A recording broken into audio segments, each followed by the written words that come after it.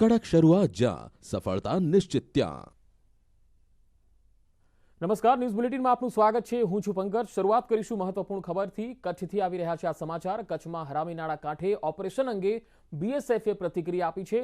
દિલ ધડક ઓપરેશન કરીને પાક ઘૂસણખોરોને પકડી લેવામાં આવ્યા હતા। બીએસએફના આઈજી જીએસ મલિકે આ અંગે જાણકારી આપી છે। જો 10 મિનિટ મોડા પડ્યા હોત તો ઘૂસણખોરો ફરી પાકિસ્તાન ભાગી જાત।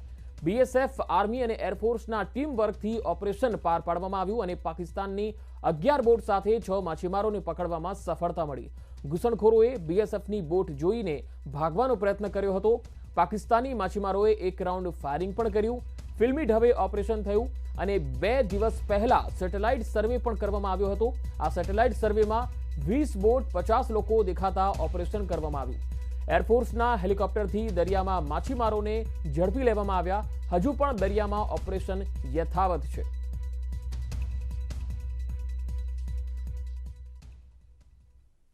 हरामी नाला एरिया में बहुत ही मेजर एक ऑपरेशन किया है जो अभी भी चालू है, जिसमें हमने 6 पाकिस्तानी फिशरमैन को पकड़ा है और 11 बोट अभी तक सीज की हैं। ऐसा ऑपरेशन जो आप अगर उसकी ऑपरेशनल डिटेल देखेंगे तो बिल्कुल फिल्मी टाइप रहा है। हम कंटिन्यूसली इसको मॉनिटर कर रहे हैं और वो बॉर्डर से लगभग 3 किलोमीटर के आस करीब थे, 3-3.5 किलोमीटर। जैसे ही ये उतरे तो वो बहुत तेज़ी से भागे। सुबह में मैं आपको बताऊं कि ये पता लग रहा था कि उन्होंने एक नाले को भी स्विम किया है। 50 के आसपास ऐसा लगता है, लेकिन भागते हुए भी हमने उनको मॉनिटर किया है। लेकिन जैसे 3 बाद में मिले, हो सकता है कुछ और छुपे बैठे हों, तो उसके हिसाब से और 11 बोट मिली हैं। हमको लगता है कि अराउंड 20 बोट्स के आसपास वो होंगी। રાજ્યમાં 24 કલાકમાં 1883 કોરોનાના નવા કેસ નોંધાયા છે। કોરોનાથી 14 દર્દીઓના મૃત્યુ થયા છે, તો છેલ્લા 24 કલાકમાં 5005 દર્દીઓ રિકવર થયા છે। અમદાવાદમાં 633 કોરોનાના નવા કેસ આવ્યા છે, જ્યારે વડોદરામાં 378 નવા કેસ નોંધાયા। સુરતમાં 120 કોરોનાના નવા કેસ આવ્યા છે। રાજકોટમાં 78, મહેસાણામાં 95, ગાંધીનગરમાં 104 નવા કેસ આવ્યા, તો આણંદમાં 55, બનાસકાંઠામાં 43, ખેડામાં 40 અને કચ્છમાં 39 કેસ નવા નોંધાયા છે।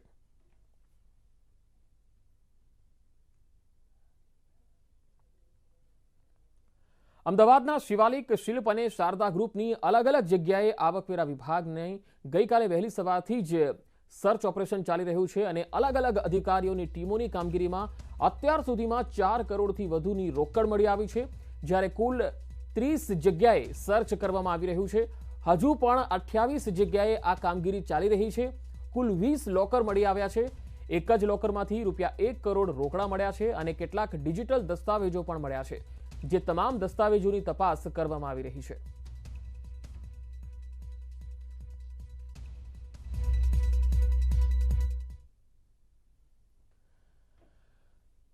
રાજ્યના કૃષિ મંત્રી રાઘવજી પટેલે દિલ્હીમાં કેન્દ્રીય રસાયણ અને ખાતર મંત્રી, કેન્દ્રીય પર્યાવરણ અને વન આબોહવા મંત્રી અને શ્રમ રોજગાર મંત્રી સાથે મુલાકાત કરી। રાઘવજી પટેલે કેન્દ્રીય રસાયણ અને ખાતર મંત્રી મનસુખ માંડવિયા સાથે મુલાકાત કરી। ગુજરાતમાં ખરીફ ઋતુમાં આયોજન અનુસાર ખાતરનો પુરવઠો મળી રહે તે અંગે રજૂઆત કરી। સાથે જ આંતરરાષ્ટ્રીય સ્તરે રાસાયણિક ખાતરની અછત હોવા છતાં ગુજરાતના ખેડૂતોને જરૂરિયાતના સમયે યુરિયા ખાતર તથા ડીએપી ખાતરનો પૂરતો જથ્થો સમયસર પહોંચાડવા માટે જામનગર ગ્રામ્યના ખીજડીયા પક્ષી અભયારણ્યને રામસર સાઇટ તરીકે જાહેર કરવા કેન્દ્ર સરકારનો આભાર વ્યક્ત કર્યો।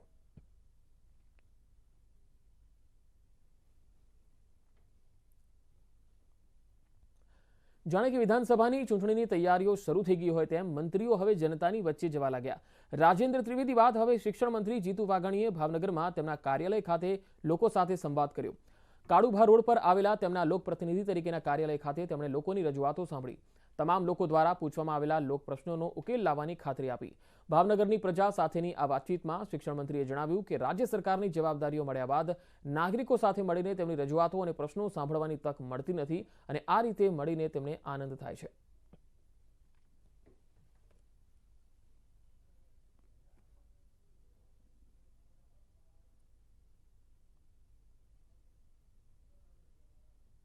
ભારતીય જનતા પાર્ટીનો નરેન્દ્રભાઈનો અમિતભાઈનો મુખ્યમંત્રીશ્રીનો પ્રતિનિધિ તરીકે જે વિચારો આપેલા છે ને એ વ્યવસ્થા ભારતીય જનતા પાર્ટીના વિચાર તરીકે હોય છે એ પ્રમાણે બધા જ પ્રતિનિધિઓ પોતાના મત વિસ્તારમાં અને પોતાના જિલ્લાની અંદર અને ભારતીય જનતા પાર્ટીના સૌ પદાધિકારીઓ સતત લોકપ્રશ્નો અને લોકોના પ્રશ્નોને વાચા આપીને એના નિરાકરણ માટે સતત પ્રયત્નશીલ હોય છે. એના ભાગરૂપે હું પણ ભાવનગરમાં આજે મારા કાર્યાલય ખાતે જનતા જનાર્દનના લોકપ્રશ્નો સાંભળીને અને નિરાકરણ માટેના પ્રયાસો એ સામૂહિક રીતે ભારતીય જનતા પાર્ટી તરીકે અમે કરતા હોય છે. એ પ્રકારે આજે લોકપ્રશ્નો સાંભળવા માટે અને નિરાકરણ કરવા માટે અમારી ટીમ સાથે બધા બેઠા છે.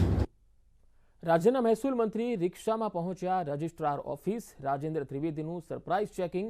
દસ્તાવેજ કરાવવા આવેલા લોકો સાથે તેમણે મુલાકાત કરી.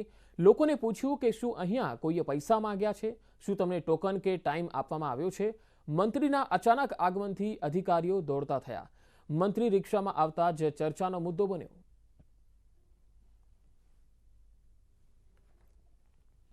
વલસાડ ખાતે આજે મહેસૂલ મેળો રાખવામાં આવ્યો છે. લોક પ્રશ્નોને સાંભળવાના છે અને એ કાર્યક્રમમાં હું નીકળ્યો તો મને વિચાર આવ્યો કે એ કાર્યક્રમ તો શરૂ થશે જ, પરંતુ જ્યાં આગળ દસ્તાવેજ નોંધણી કચેરી છે ત્યાં શું પરિસ્થિતિ છે ત્યાં ઓચિંતું જઈને જોવું જોઈએ. નાગરિકો બેઠા છે શાંતિથી, લોકોને પ્રશ્ન કર્યા, એમની વ્યવસ્થા સુચારુ રૂપે ચાલી રહી છે અને મને ગૌરવ થાય છે કે ઓચિંતી મુલાકાતની અંદર મારા વિભાગના દસ્તાવેજ રજિસ્ટ્રેશનના લોકોને મુશ્કેલી પડી રહી નથી. સુરતમાં 24 કલાકમાં ત્રીજી હત્યાનો બનાવ બન્યો છે. રાંદેર વિસ્તારમાં મહિલાનો હત્યા કરાયેલો મૃતદેહ મળ્યો છે. 4 દિવસ પહેલા હત્યા કરાઈ હોવાની પોલીસને શંકા છે. મોં પર એસિડ ફેંકીને ઓળખ છુપાવવાનો આ પ્રયત્ન હતો. અઠવાડિયામાં શહેરમાં 7મી હત્યા થઈ છે. રાંદેરમાં 4થી ઘટના બની છે. સુરતમાં 24 કલાકમાં ત્રીજી હત્યાનો આ બનાવ. રાંદેર વિસ્તારમાં મહિલાની હત્યા કરાયેલ હાલતમાં મૃતદેહ મળી આવ્યો છે. 4 દિવસ પહેલા હત્યા કરાઈ હોવાની પોલીસને શંકા છે. મોં પર એસિડ ફેંકીને ઓળખ છુપાવવાનો પ્રયત્ન કર્યો હતો. અઠવાડિયામાં શહેરમાં 7મી આ હત્યા છે અને રાંદેરમાં 4થી હત્યાનો આ બનાવ છે.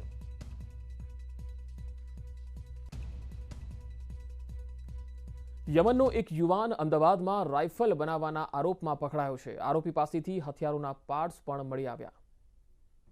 અમદાવાદ ક્રાઇમ બ્રાન્ચે એક એવો વિદેશી વ્યક્તિ પકડ્યો છે જે શહેરમાં રાઇફલ જેવા ઘાતક હથિયારોના પાર્ટ્સ બનાવડાવતો હતો. મૂળ યમનના 36 વર્ષીય અબ્દુલ અઝીઝે ઓટોમોબાઈલ પાર્ટ્સના નામે રાઇફલના પાર્ટ્સ બનાવડાવ્યા. આ પાર્ટ્સ બનાવીને તે યમન પોતાના મિત્રને મોકલવાનો હતો. આ માટે તેને કમિશન મળવાનું હતું. જોકે તે પહેલા જ પોલીસે તેને નરોડાથી પકડી પાડ્યો. તેની પાસેથી રાઇફલના 22 જેટલા પાર્ટ્સ તેમજ રાઇફલના પ્લાસ્ટિકના સેમ્પલ તેમજ સ્કેચ પણ મળ્યા છે.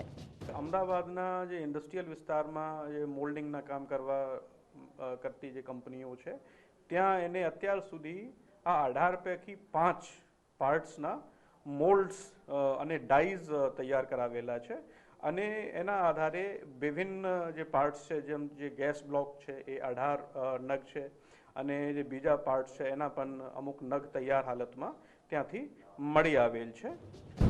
અબ્દુલ અઝીઝ 2005 થી 2011 સુધી મુંબઈમાં અભ્યાસ કરી ચૂક્યો છે. યમનમાં છૂટક મજૂરી અને ખેતી કરી અને ગુજરાન ચલાવતો અબ્દુલ અઝીઝ તેના પિતાની સારવાર કરાવવા મેડિકલ વિઝા પર 17 નવેમ્બરના રોજ મુંબઈ આવ્યો હતો. જે 28 દિવસ રોકાઈને પિતાને પરત યમન મોકલીને 1 જાન્યુઆરીએ અમદાવાદ આવ્યો હતો. યમનમાં તેનો મિત્ર મુનીર જે હથિયારોના રિપેરિંગનું કારખાનું ચલાવે છે તેણે ગૂગલ પર રાઇફલના પાર્ટ્સ બનાવી આપતી કંપનીઓ સર્ચ કરી હતી. આરોપીનું માનીએ તો યમનમાં અસ્થિરતાનું વાતાવરણ અને આતંકી જૂથોનો વધુ પ્રભાવ હોવાથી તેને હથિયારની જરૂર ઊભી થઈ છે. આરોપીના મનસૂબા શું હતા તે તો ક્રાઇમ બ્રાન્ચના 7 દિવસના રિમાન્ડમાં જ સામે આવશે. હરમેશ સુખડિયા, ન્યૂઝ 18 ગુજરાતી, અમદાવાદ. અમદાવાદમાં સરકારી ગ્રાન્ટ અપાવવાની લાલચ આપી પૈસા માંગી છેતરપિંડી કરનાર શખ્સની પોલીસે ધરપકડ કરી લીધી. આરોપી લોકોને સરકારી ગ્રાન્ટના નાણાં અપાવવાની લાલચ આપતો હતો. શહેરમાં અનેક એનજીઓ સંચાલકોને આવી જ ઘટનાનો ભોગ બનવાનો વારો આવ્યો. આરોપી પ્રોસેસ કરવાના નામે અને પૈસા કઢાવવાના નામે લાખો રૂપિયા પડાવી લેતો હતો. પોલીસ પકડમાં ઉભેલો ચંદ્રકાંત મોવડિયા લોકોને સરકારી ગ્રાન્ટના નાણાં અપાવવાની લાલચ આપતો હતો. બાદમાં પ્રોસેસ કરવાના નામે અને પૈસા કઢાવવાના નામે લાખો રૂપિયા પડાવી લેતો હતો. આરોપીએ અનેક એનજીઓ સંચાલકોને આ રીતે છેતર્યા છે.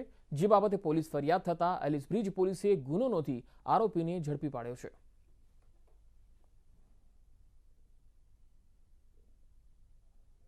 આ ચંદ્રકાંતભાઈ મોવડિયા છે જે વેજલપુરમાં રહે છે એ એક જાતનો છેતરપિંડીનો જ ધંધો કરે છે. આ રીતે જે મહિલાઓને જેને જરૂરિયાત હોય કે ભાઈ સરકારમાંથી ગ્રાન્ટ મળે છે એવી લોભામણી વાતો કરી અને સહાય અપાવીશ એ માટે તમારે ખર્ચા થશે ને એમ કરીને આ મહિલાઓને ભોળવીને પૈસા લઈ જાય છે અને એની અવારનવાર ફરિયાદો બી ઉઠવા પામી હતી અને આ બધા જ વ્યક્તિઓને સાહેદ બનાવવામાં આવ્યા છે. સુરતના વરાછામાં પતિએ પત્નીની હત્યા થતા ચકચાર મચી જવા પામી છે. પતિને પત્ની પર અન્ય યુવક સાથે પ્રેમ સંબંધની શંકા હોવાથી પત્નીને મોતને ઘાટ ઉતારી દીધો. પોલીસે સમગ્ર મામલે ગુનો નોંધીને તપાસ હાથ ધરી છે.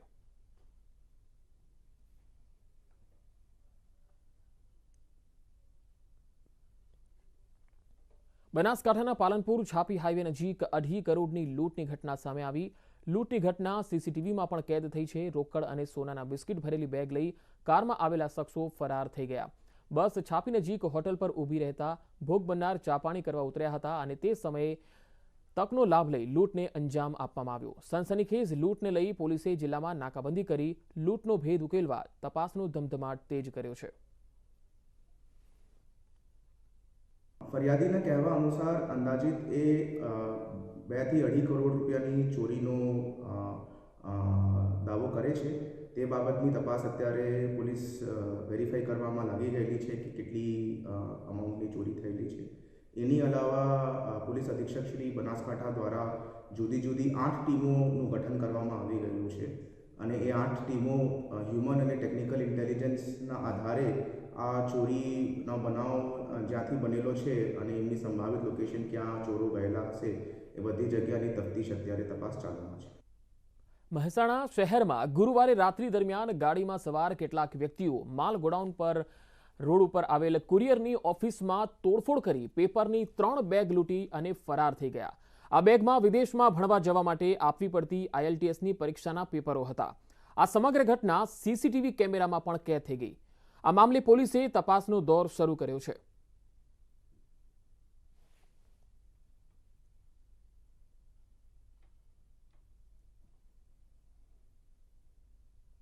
તો 2 અલગ અલગ તસવીરો આપણે બતાવી રહ્યા છીએ. બનાસકાંઠામાં 2.5 કરોડની લૂંટનો બનાવ બન્યો અને બીજી તસવીર મહેસાણામાં IELTSના પેપરોના 3 બંડલોની ચોરી કરવામાં આવી અને તેની પણ અહીંયા લૂંટ થઈ ગઈ. 2 અલગ અલગ તસવીરો સીસીટીવીના દ્રશ્યો છે જેમાં કેવી રીતે લૂંટને અંજામ આપવામાં આવ્યો તે જોઈ શકાય છે.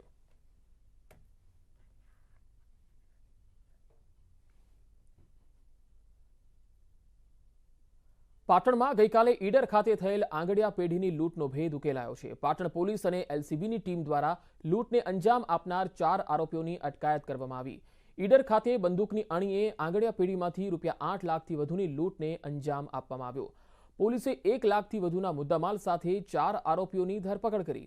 પોલીસે લૂંટમાં ગયેલ સોનાની ચેન, હીરા જવેરાત, રોકડ રકમને કબજે કરી છે. લૂંટારુઓને ઝડપી પાટણ પોલીસે વધુ તપાસ હાથ ધરી છે.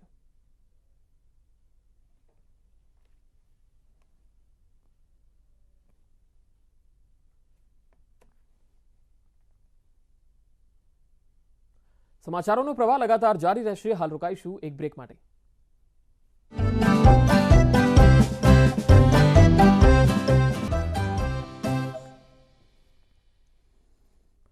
બ્રેક બાદ સમાચારોમાં આગળ વધીએ. વાત પોરબંદરની. પોરબંદરમાં ફાયર વિભાગના કર્મચારીઓની મહેફિલ જોવા મળી. ફાયર વિભાગની કચેરીમાં જ અહીંયા કર્મચારીઓ દારૂની મહેફિલ માણતા હતા, પાર્ટી કરતા હતા.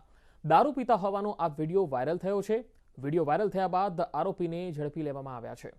પોરબંદરમાં ફાયર વિભાગના કર્મચારીઓ છે એ ફાયર વિભાગની કચેરીમાં જ દારૂની પાર્ટી કરતા હતા, મહેફિલ માણતા હતા. આ વિડીયો પણ વાયરલ થયો. ત્યારબાદ આ તમામને પકડી લેવામાં આવ્યા. બ્રિગેડ બિલ્ડિંગ ખાતે જઈ પંચો રૂબરૂ રેડ કરતા કુલ 4 માણસો દારૂની મહેફિલ માણતા તેમજ તેમની પાસેથી ભારતીય બનાવટના વિદેશી દારૂની બોટલ મળી આવેલ છે. આ અંગે કમલાબાગ પોલીસ સ્ટેશન ખાતે પ્રોહી એક્ટની કલમ 66(1)B, 65D, 65AA તેમજ અન્ય કલમો અંતર્ગત ગુનો નોંધવામાં આવેલ છે. ગઈકાલે મોડી રાતે પોલીસે ગુનો નોંધ્યો છે. એમાં 4 લોકો સામે ગુનો નોંધાયો છે. તેમાંથી 2 જણા અમારા ફાયરના કાયમી કર્મચારીઓ છે અને 1 જણ કોન્ટ્રાક્ટ બેઝ છે અને 1 વ્યક્તિ એ સામાન્ય નાગરિક છે. રાજ્યમાં બેવડી ઋતુનો અહેસાસ થઈ રહ્યો છે. રાજ્યમાં વાતાવરણને લઈને હવામાન વિભાગે આગાહી કરી. આગામી 5 દિવસ તાપમાન યથાવત રહેશે. મહત્તમ તાપમાન ઓછું રહેવાના કારણે દિવસ દરમિયાન થઈ રહ્યો છે ગરમીનો અહેસાસ. अगले 5 दिन में गुजरात में मोस्टली वेदर ड्राई रहेगी. बारिश होने का ज़्यादा संभावना बिल्कुल संभावना नहीं है और टेम्परेचर में ज़्यादा चेंजेस होने का संभावना नहीं है. मिनिमम टेम्परेचर जैसे है मोस्टली जैसे अभी चल रहा है नॉर्मल टेम्परेचर चल रहा है पूरी गुजरात स्टेट में और नॉर्मल ही रहेगा. और हवा आज थोड़ा सा गुजरात रीजन में भी हवा चलेगी और सौराष्ट्र कच्छ में ज़्यादातर हवा थोड़ा स्ट्रांग रहेगी. પશ્ચિમ રેલવે દ્વારા એક પહેલ કરાઈ છે. રેલવે એન્જિનમાં લોકો પાયલટના કેબિનની અંદર અને બહાર નાઇટ વિઝન કેમેરા લગાડવાનું શરૂ કરવામાં આવ્યું છે. પ્રાથમિક તબક્કે 18 એન્જિનમાં કેમેરા લગાડવામાં આવ્યા છે. કેબિનમાં લાગેલા કેમેરા લોકો પાયલટની ગતિવિધિ અને અવાજ રેકોર્ડ કરશે. બહારના કેમેરો સિગ્નલ, OHE અને અન્ય પરિસ્થિતિ રેકોર્ડ કરશે. કેમેરા લગાડવાનો આશય સિગ્નલમાં ગરબડ, ઓવરહેડ તૂટવા કે પછી અન્ય અકસ્માતની સ્થિતિ પહેલેથી જાણી લેવાનો છે. આ રીતે ડ્રાઈવરના કેબિનમાં લાગેલા કેમેરામાં ટ્રેનના સફર વેળાએ ડ્રાઈવર અને સહાયક ડ્રાઈવરની સ્ટેશન કંટ્રોલથી થનારી વાતચીતની વિગતો પણ મળશે. ઉપરાંત ડ્રાઈવર અને સહાયક ડ્રાઈવરની તમામ ગતિવિધિ પર નજર રાખી શકાશે. એક એન્જિનમાં કેમેરો લગાડવાનો ખર્ચ 1,04,338 છે. કેમેરાની સ્ટોરેજ ક્ષમતા 2 ટેરાબાઇટ છે અને ફૂટેજ 90 દિવસ સુધી સેવ કરી શકાશે.